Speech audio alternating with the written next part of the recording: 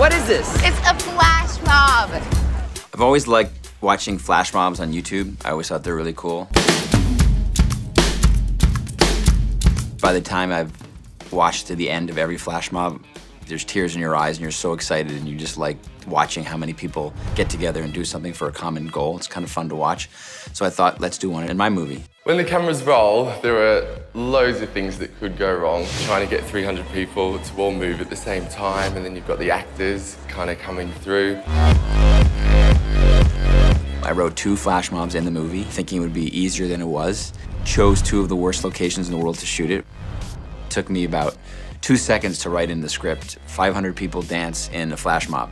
And then I realized and found out how hard it was to actually put flash mobs on.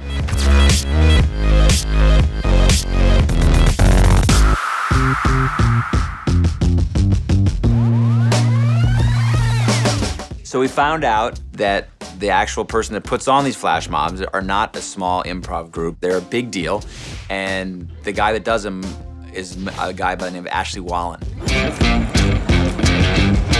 Will and I had quite a few conversations before we got into rehearsals, and I actually did a rehearsal here with some London people just to kind of see, you know, what kind of vibe we were going to do, what the kind of steps would be. I videoed it here and then sent it to Will. So we worked closely with Ashley to figure out what the dances were for each flash mob, figured it out, said that's great, and then he went and hired 25 dancers for each flash mob. And then on the day of the flash mob, 500 extras came, and each one of those dancers took 20 people and taught those extras.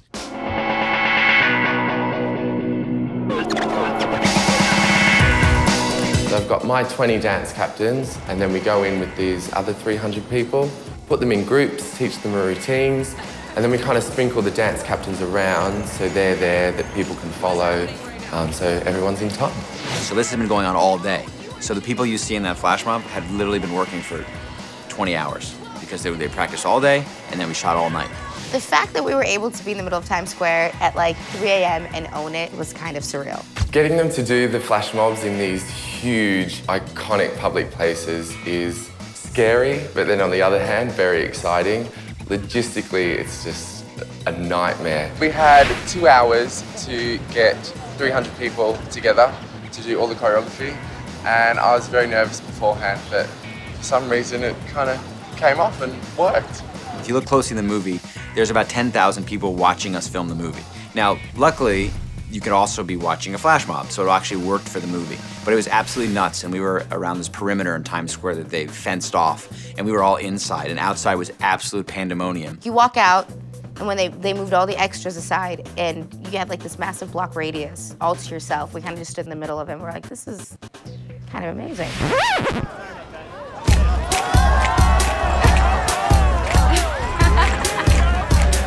For the Times Square routine, we started off with one guy at a boombox, starts his thing, and then the New York track kicked in, and then we built it with kind of him starting, and then another like 10 people join in, and then another 20, another 30, and then by the end of it we had about 300.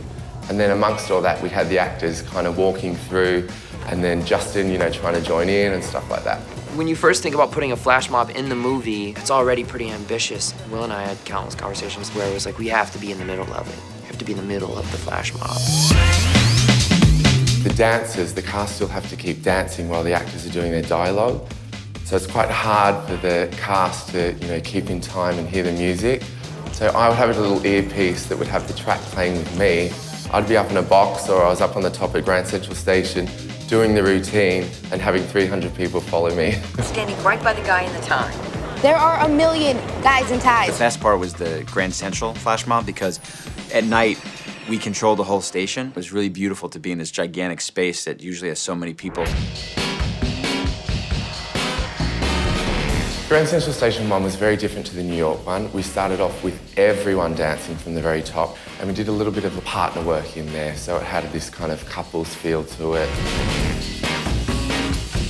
When you're working with 300 people, canon is this word that you'll use a lot and a lot. There's these big top shots, and we call it canon. It's kind of like one person starting it, and then it feeds out, so you get this kind of big flower ripple effect. None of us have ever been in the middle of a flash mob. I've ever seen a flash mob, so it was kind of exciting. I just feel like it's so big and so bold. It's crazy being in the center of a flash mob because literally all you see is people dancing. It's an amazing feeling to watch it back. And they looked great in the end. They looked really, really great. I'm happy. Well, it's for the people to judge, but I'm happy with it. You can't get any better than Times Square in New York. You can't get any. I don't know what's the next step would be. The Grand Canyon, maybe. Space. 10,000 people. Space. Space. Space. That's great. Zero gravity flash mob with astronauts.